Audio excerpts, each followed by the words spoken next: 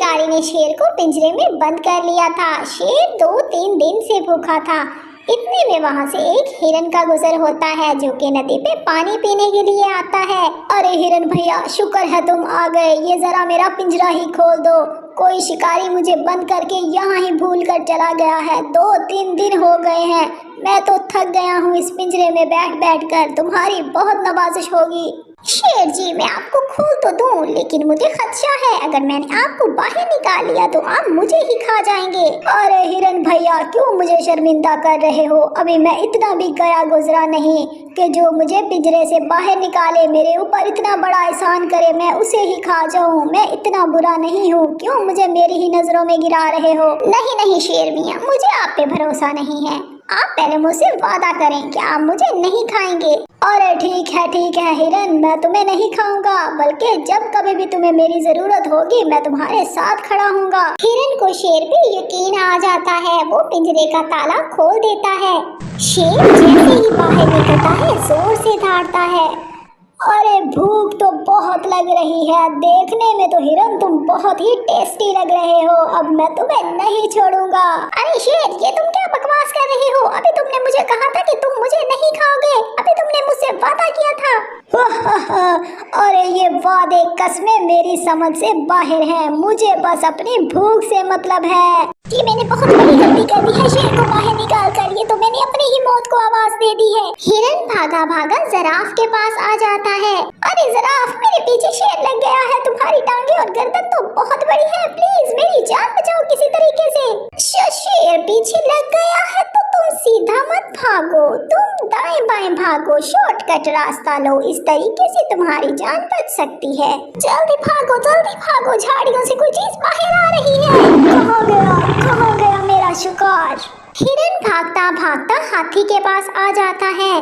अरे हाथी, मेरे पीछे कोई जंगली जानवर लग गया है। तुम जल्दी जल्दी कुछ करो वरना वो मुझे खा जाएगा। तुम परेशान मत हो, मुझसे बड़ा तो नहीं होगा वो शरीर में। मैं तुम्हारी जान जरूर बचाऊंगा। हाथी, तुम जल्दी कुछ करो, वो शेर मेरे पीछे लग गया है। क्या शेर? मुझे एक जरूरी काम याद आ गया है, मैं वो अभी निपटा कर आता हूँ। ये कहकर हाथी भी जल्दी जल्दी वहाँ से चला जाता है। हिरन को इतना परेशान देखकर वो चिड़िया वहाँ पे आ जाती है।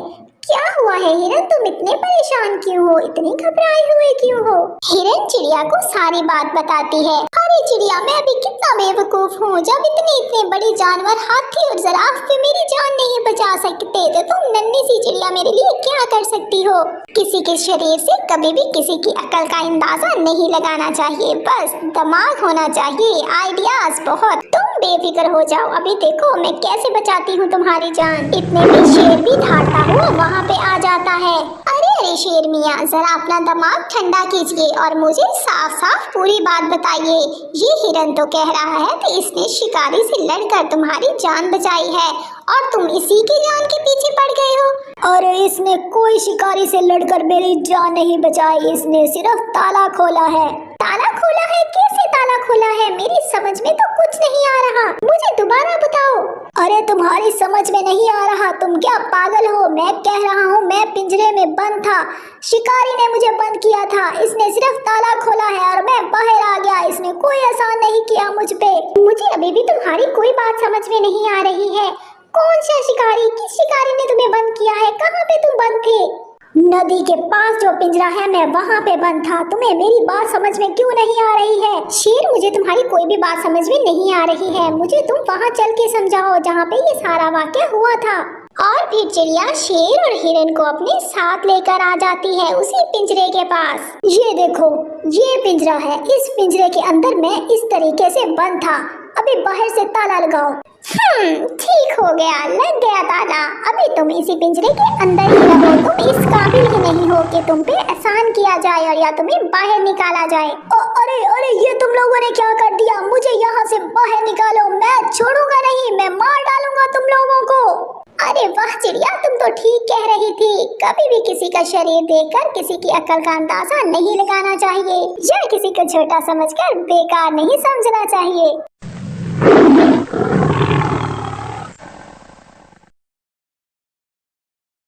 गोरी, हमारा बेटा कितना गंदा हो रहा है, तुम इसे नहलाती क्यों नहीं हो? कालू, इतना ठंडा पानी है, मैं इतने ठंडे पानी में हाथ थोड़ी डालूंगी। गोरी, उस चिड़िया से कुछ सीख लो, देखो उसने अभी एक ही अंडा दिया है और अपने अंडे का कितना ज्यादा ख्याल रखती है, जबकि तुम्हारा तो बच्चा है, तुम अपने बच्चे का ख्याल नहीं रख सकती। मम्मा मम्मा, भूख लग रही है, मुझे भोजन दो। मैंने अभी कोई भोजन नहीं बनाया, जब बनाऊंगी तो खा लेना, थोड़ा सब्र कर लो। गोरी, तुझे शर्म तो नहीं आ रही ऐसा बोलते हुए? तुम्हारा बेटा कितना भूखा है, बस कर जो कालू, जब देखो तुम तो चिड़िया की तारीफें करते रहते हो, हर वक्त चिड़िया चिड़िया चिड़िया। गोरी कौवी तो हर वक्त चिड़िया से जलती रहती थी, क्योंकि कालू कौवा तो हर वक्त चिड़िया की ही तारीफें करता रहता था। चील जी, तुम मेरे घोंसले में मुझसे मिलने आई, मुझे तो बहुत अच्छा लगा। हाँ, तो क्यों नहीं आती, तुम तो मेरी बचपन की दोस्त हो, भला मैं तुम्हें कैसे भूल सकती हूँ। प्रिया देखो, मैं अपना अंडा भी साथ लेकर आई हूँ, मेरे इस नन्हे अंडे से बस मासूम सा बच्चा निकलने ही वाला है।